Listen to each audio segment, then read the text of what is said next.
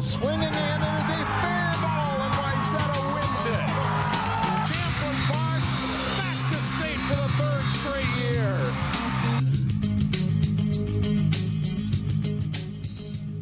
Welcome to Sports Jam. I'm Jay Wilcox. And I'm John Jacobson. This week, highlights from a big early season golf tournament.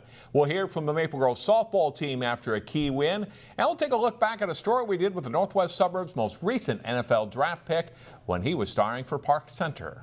And up first, a gathering of many of the state's premier track and field athletes. The Hamline Elite meet is an invite-only competition for those with the best times, distances, and heights, regardless of what class their team competes in. A beautiful night for running in St. Paul. The boys 110 hurdles. Sophomore George Jackson of Hopkins pulls away and wins with a time of 14.76.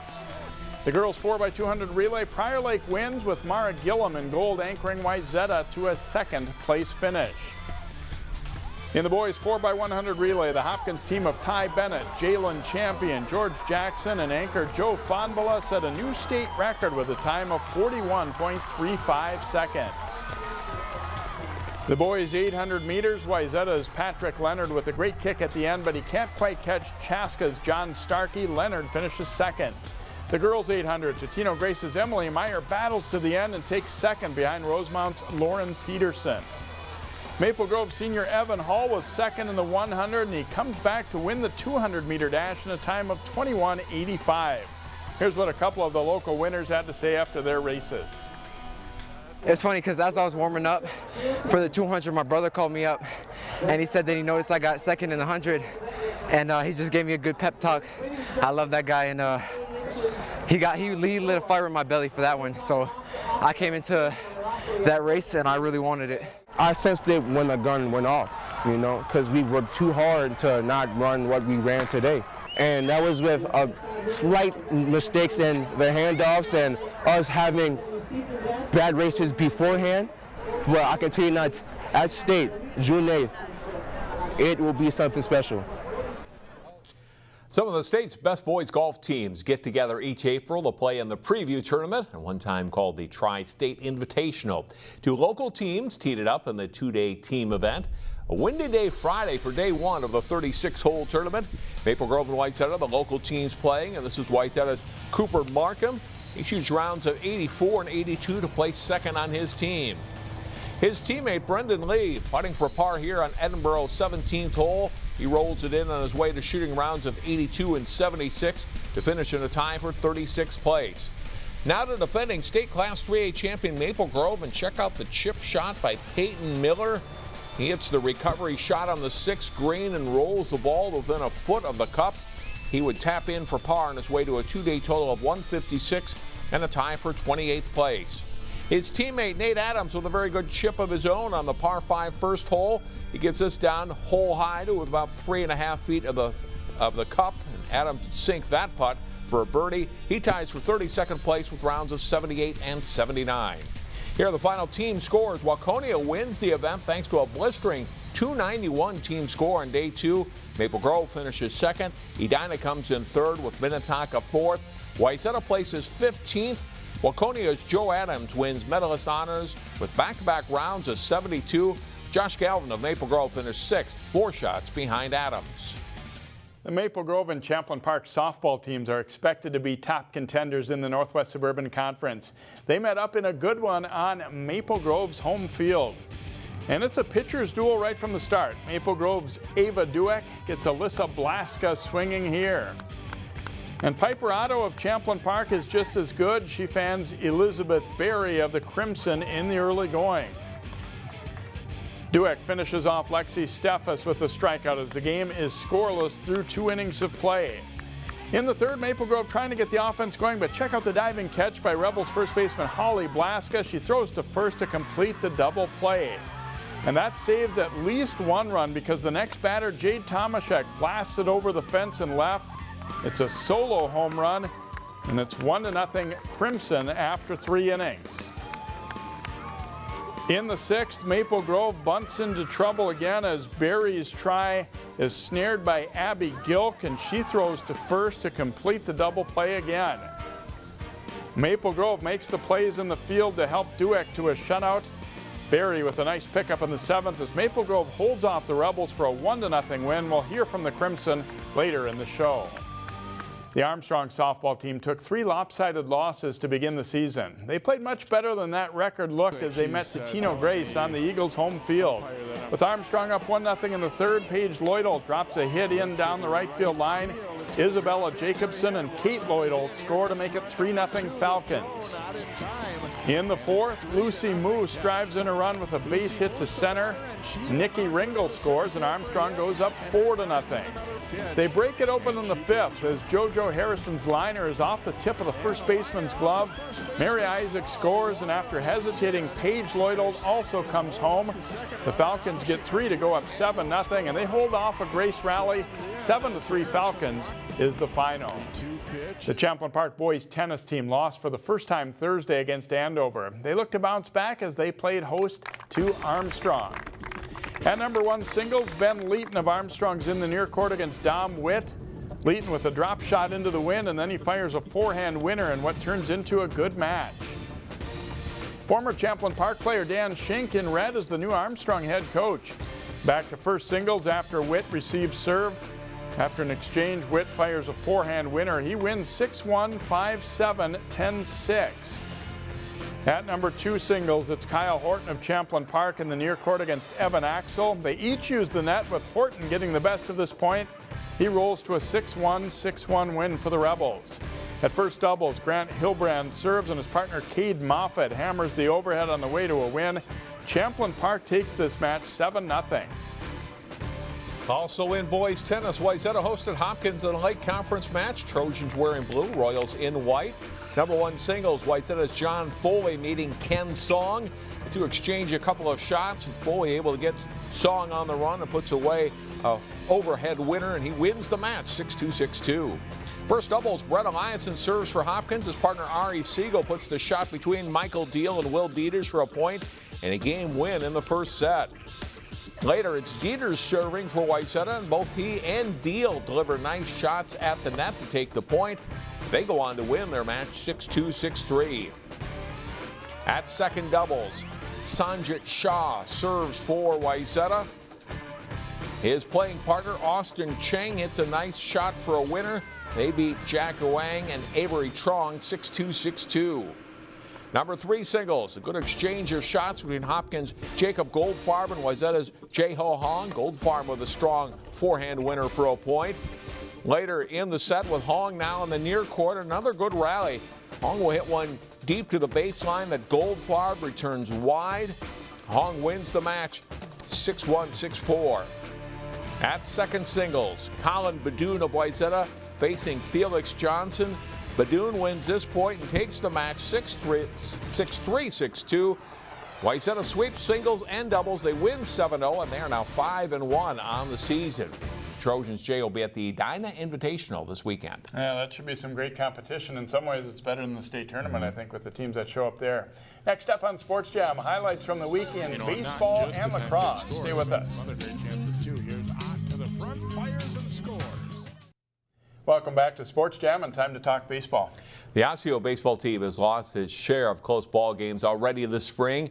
Last week, the Orioles played another tight one as they hosted Hopkins on a beautiful night for a game at Osceo's Memorial Field. Top of the 3rd inning, Will Stein with a hard ground ball. Orioles second baseman Matt Holine makes a nice play at second, backhanding it, but throw to first.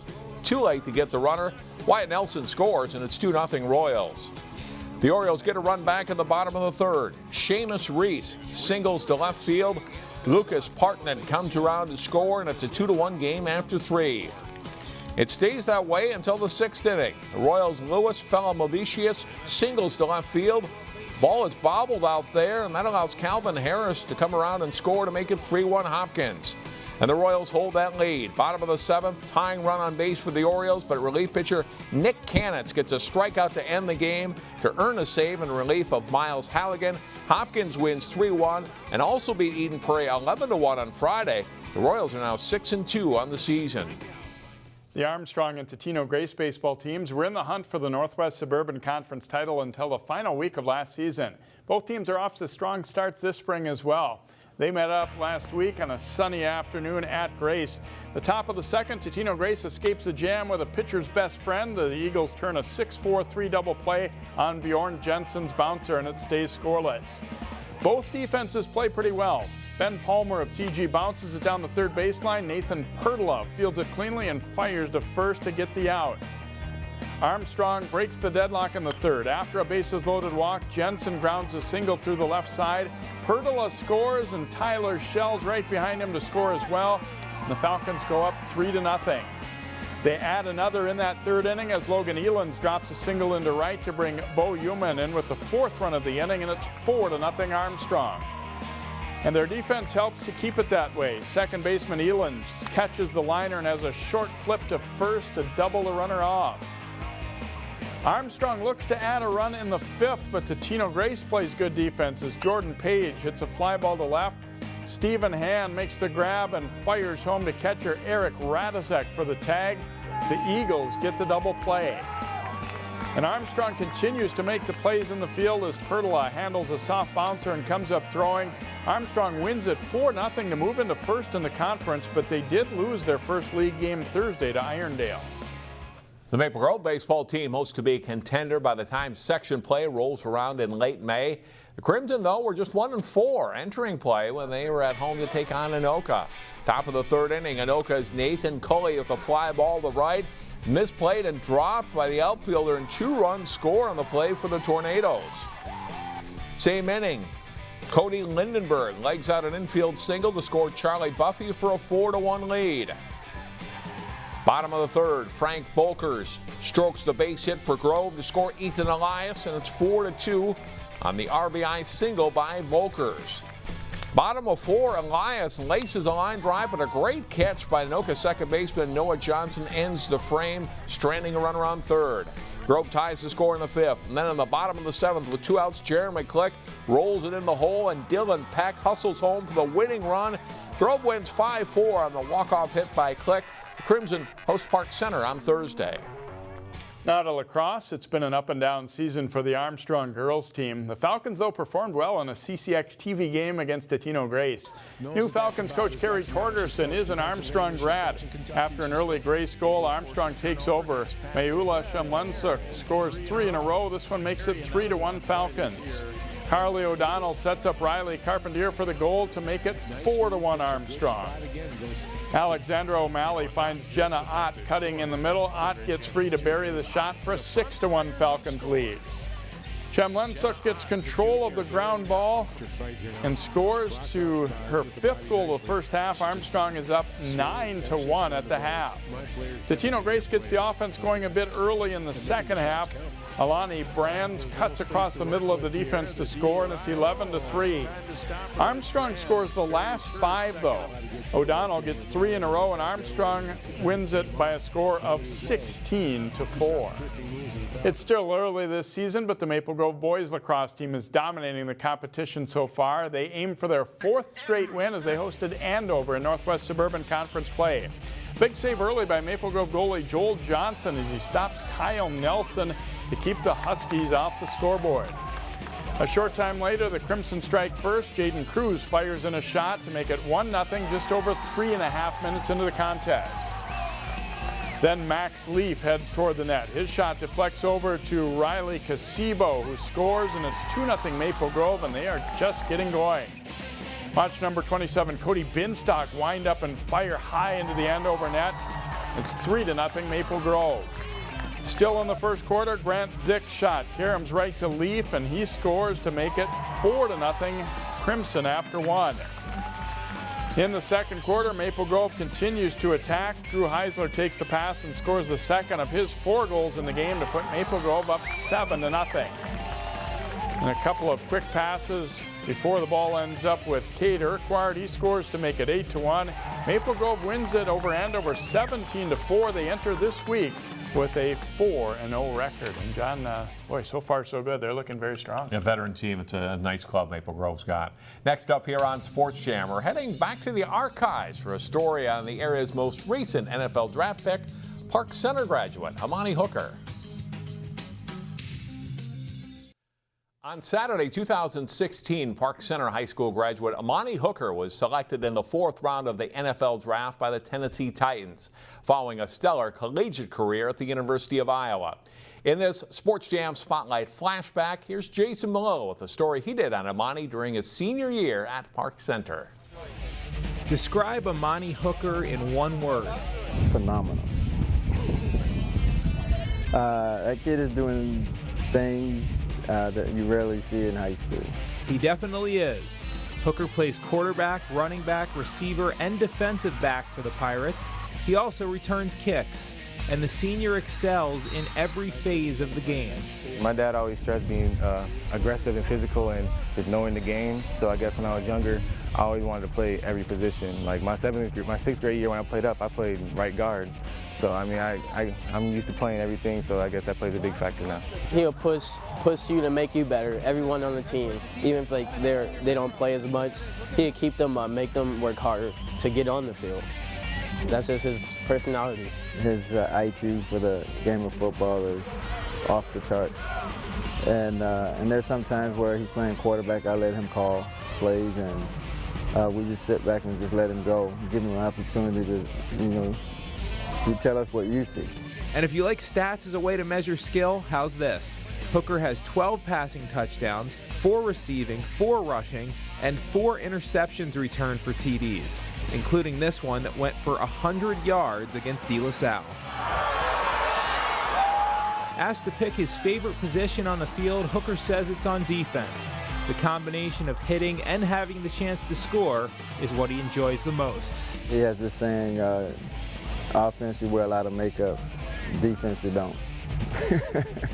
And that's just when you're on the opposite side of the ball, you try to disguise stuff and, different formation, where defense, you just line up and man against man, let's go. I like to hit and I like to make interceptions and take them to the house.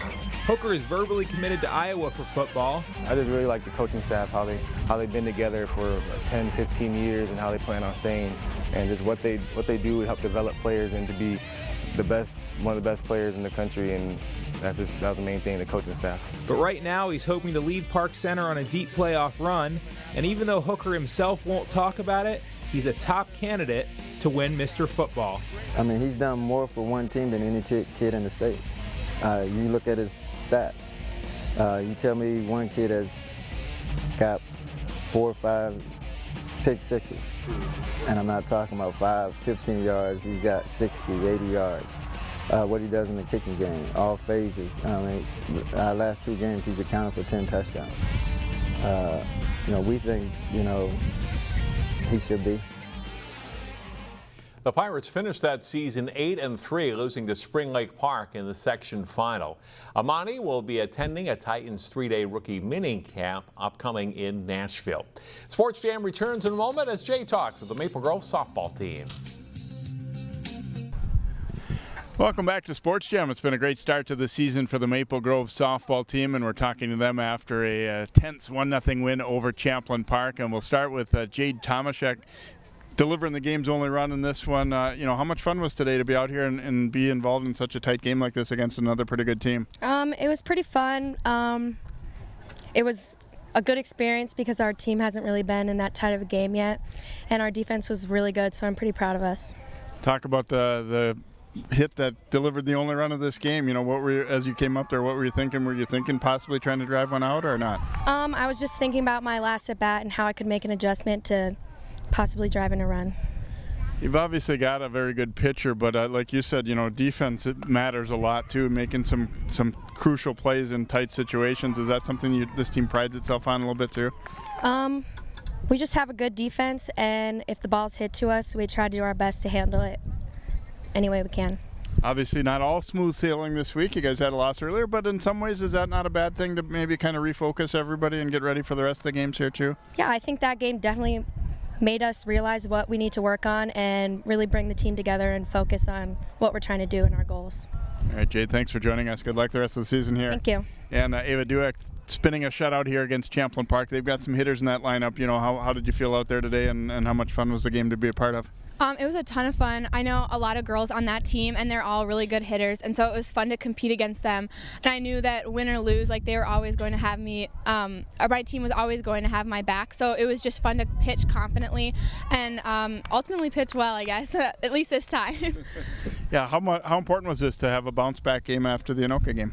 I think it was really important for the whole team. I think it was a huge eye-opener on what we need to work on. It's really easy to say and get comfortable and say that we got this after a 5-run streak or a 5-game streak, but I think we needed this in order to make sure that we didn't get comfortable in our roles. It seems like the season's just started, but in some ways, you know, we're getting into May here. You know, you have to be ready for the rest of this short season. But overall, how do you feel about the way this team's been playing? I am really excited about the way this team has been playing. Our defense and hitting has exceeded my expectations. I mean, I knew we were going to be good, but I'm just really excited about the prospect of this team going into these tougher games and into the end of the season. All right, Ava, enjoy the week ahead here, and a nice job in this one. Thank you so much. And Jim Koltes, you know, how are you feeling about this team so far through these first few weeks of the season? You know what, we're really excited with what we have out here for kids. You know, they've worked hard to get to where we're at right now, and now we're starting to kind of see some of the efforts that they've been putting in, and we're getting a little bit of the effort now on the field of how we want to compete.